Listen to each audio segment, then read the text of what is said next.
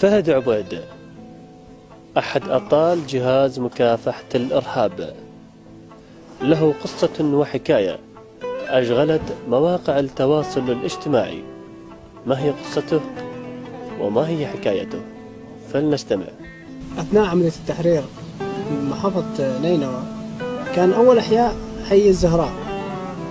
بعد ما تقدمنا عليه وكان بما أنه أول حي من أحياء محافظة الموصل كان جدا صعب وقتاله كان شرس جدا وناسه جدا خايفين، والكل يعرف أنه جهاز مكافحة الإرهاب كان على رأس السهم بعمليات التحرير.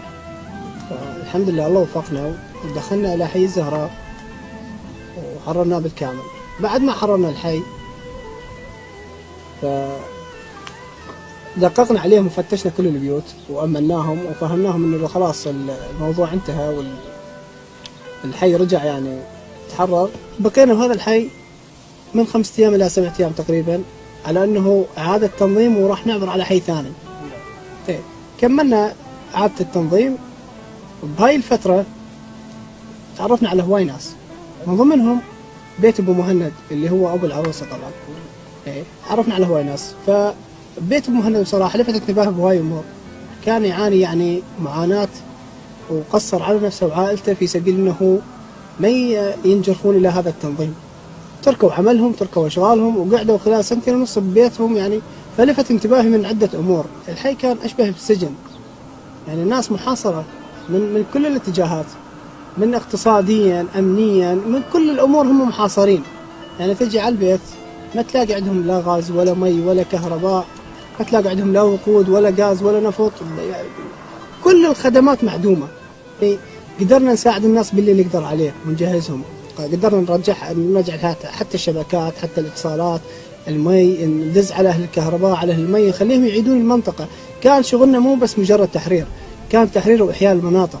دائما يعني يقول لي يابا هذا البيت بيتك وانت واحد من عندنا.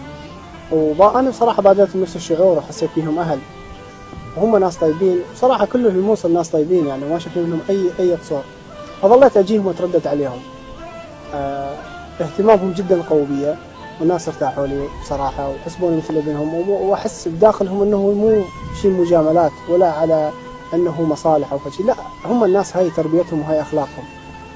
من انتقلنا للحياة الثانية أو بنحررها صراحة اهتمامهم ما قل، ويطمنون علي يوم بيومه، أو ما أخفى عليكم إذا قلت كل ساعتين يعني يخابروني ويهتمون بي. أي والله، فعجبني اهتمامهم صراحة ويطمنون علي، وأبشرهم بالأحياء اللي قاعد تتحرر وأسلم عليهم وأطمنهم.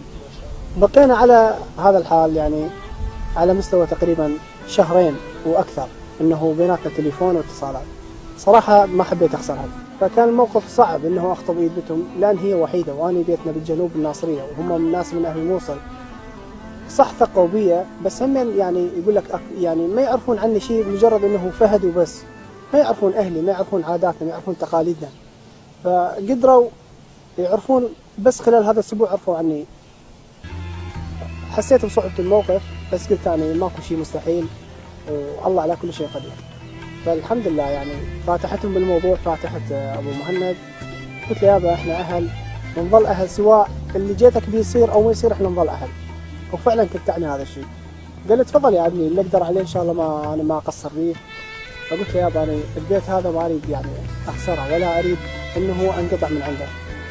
فردت إنه أنا أسبكم والعمر عايد إلك وما أريد أسمع منك جواب حاليا.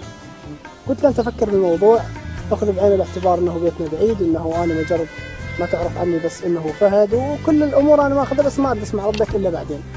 فتركته ورحت. والله بعدها بفترة يعني مو هواية قال لي يا ابني اوصل لأهلك وروح مجاز بيصير خير. فرحت للأهل وسولفت وياهم وحكيت وياهم. كذلك أبو مهند يعني اتصل علينا قال يابا احنا ما عندنا مانع، والحمد لله وافق. والحمد لله. عاد يوم جيت مرة ثانية طلبت من سيد الآمر مقدم ركن مهند، قلت له سيد أنا عندي هيك مشروع ودك تكون أنت يعني بداية خير لي. فقال لي أنا ما أتقدم لك حاليا، ما أفيدك بشيء إلا بعد تحرير الساحل الأيسر بالكامل. ما أتحرر الساحل الأيسر بالكامل. الناس اللي بيهم خير والبركة ورحنا عليهم وخطبنا عدتهم والحمد لله عقدنا شرعي. فالحمد لله يا رب في درب من الجنوب ياخذ بنت الموصل، وان شاء الله العرس راح يصير ببغداد.